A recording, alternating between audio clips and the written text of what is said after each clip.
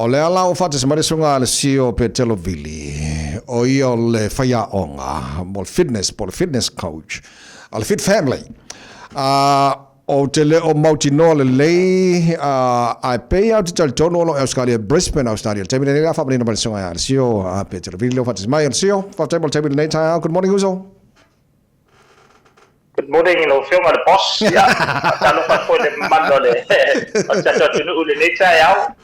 Masa lo ngau mo masa la fanga isi le nature yau pe ya. Marulu Uzo le makwa marulu.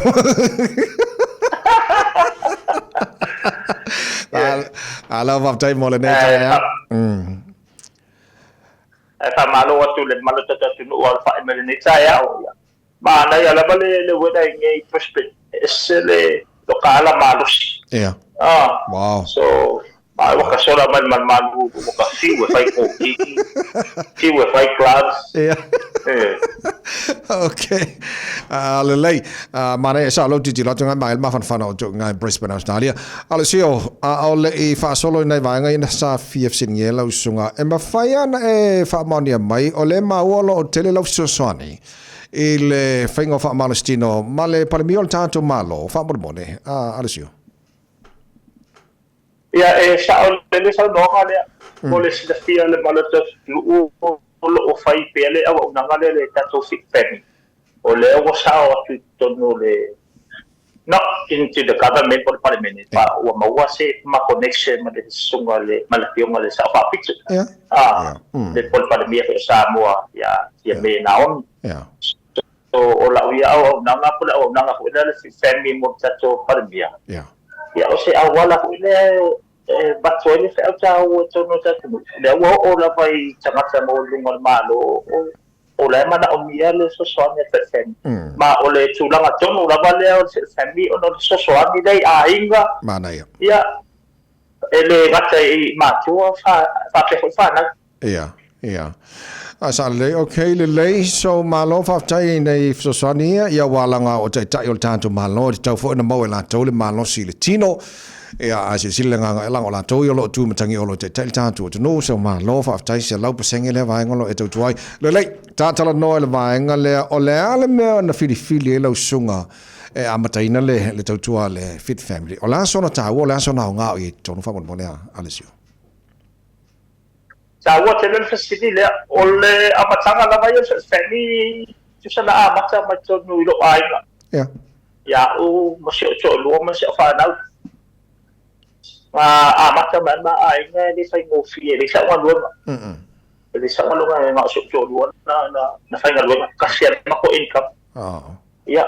o mawalo le ko ngale pay PC da rote ya lo ma fa nga lo ya magwa fo ita ko sa mo e ko fa nga luanga ka ma mo fo ki nga ku ka lo sa usui mai le me ni si da wale mo sa nga lo so fa ya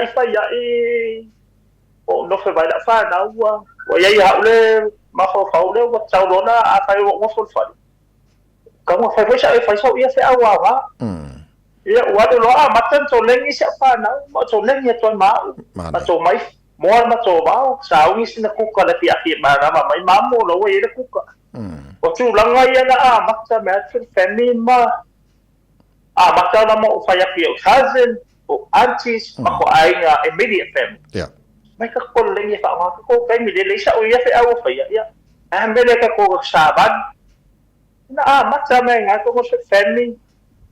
fa ya yo ba to ma na ya fa to tele tanga ta ma to ai no fi le ko kalami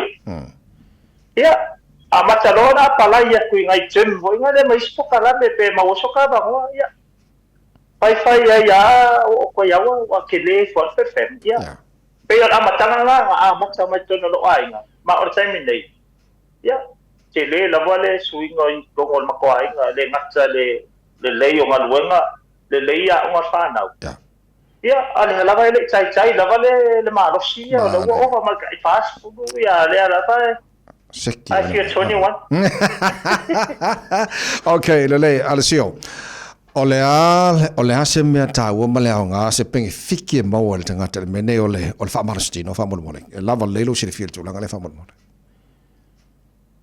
mo si le fia o le o le fitness ele fa pia na o le malu shifting ya o mane male food di mata sanga ona pa va le fem o le tu langa ta o la ba o le malu shel ma pa male pa pia u ya la o sa ngeda si ila ma ya lo kingo umai nga ya but the benefit for the malu shel me ngel fitness sa u ye de tona ma pa no tu langa ya o tu langa fanya ta le o langa e masakinga stress ke lo ka stress i me tanga luenga ta tupi so faye ma lo sin tino ma lo sin ma pa there's a lot of benefit for the mental fitness le leia decision fight le leia fo fuanga le leia planning o lo wainga there's so much benefit to dong o le mental fitness ma lo sin tanga I miss it about the mental fitness. Yeah, mana ya. Lai alsio a fa fo male tno o nisi ele amata ina le me o le fa masani le fa manostino le vei ma. Wa o le o ani skip poni a wala fo le ia amata istangata ile vainga le fa masani fa manostino fa molmone. O le tulanga lava e tapatari amata ina. E manga ia amata mali. E ta fa palangi. Take one step at a time. Iya.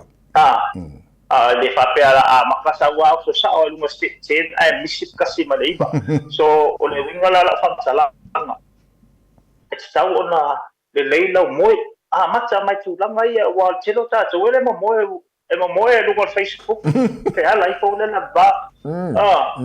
Se e ka wa maka kulanga mali ia o le leila la ba la malolo.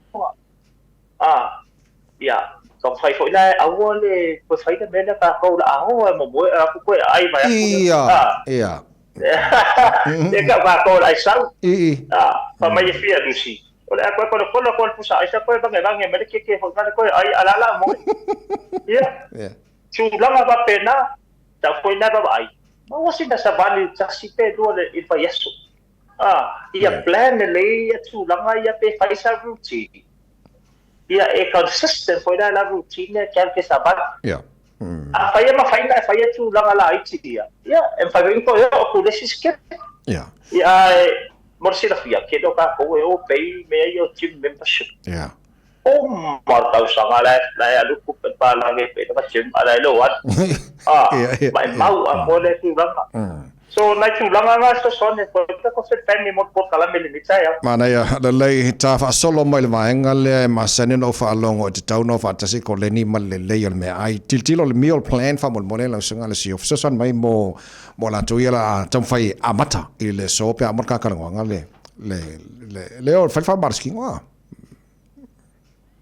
o le tu langa fai na ta la vale me ka fitness me tau me ai Morsi da fia foi food it bring people together. Me se foi tato me yo au loku so se fa tonga la. E o mai ya ona o le foi me ai tau sam. O le tu langa la ya. O le me ai sa mo o le me ai ese foi le house yo ko me ai le talo lu au. O le ia. O le oka so me ai tara moa ia tau sami e healthy me sa moa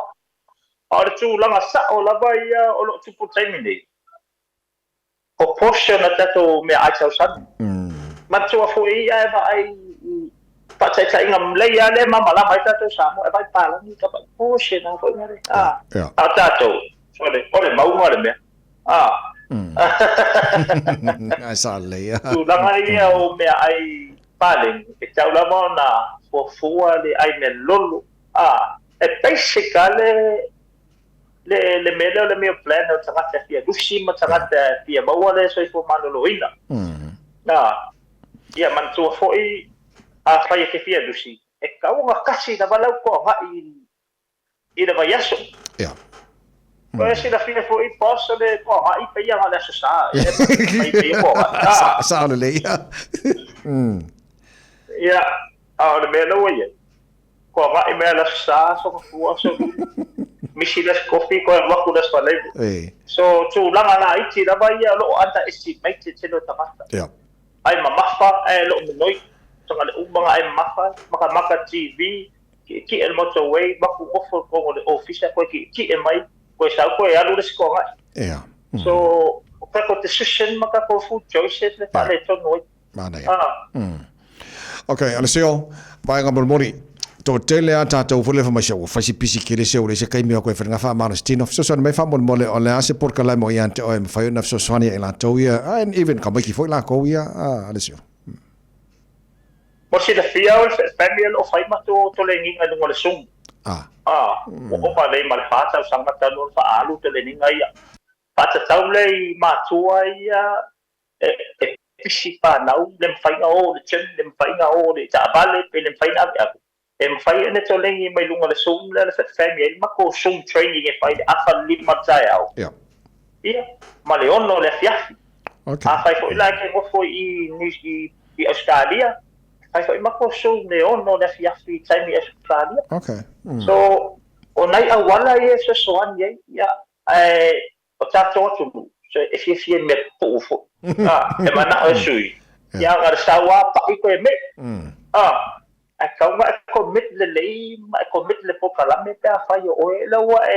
tia ma wa se so soan ni tu la gale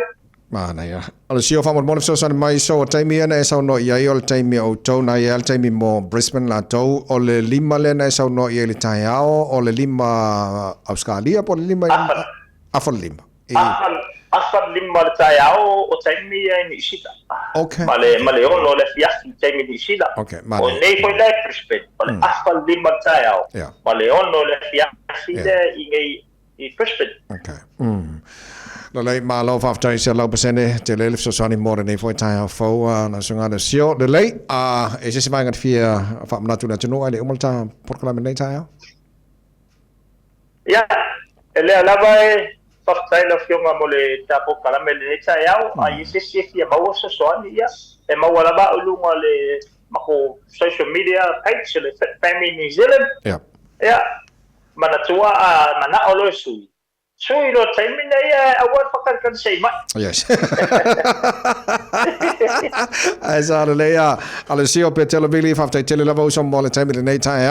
ya manu ya lava nei aso manu ya foi por kala malo fanga solo ale fit family pa lava manu ya la solo pa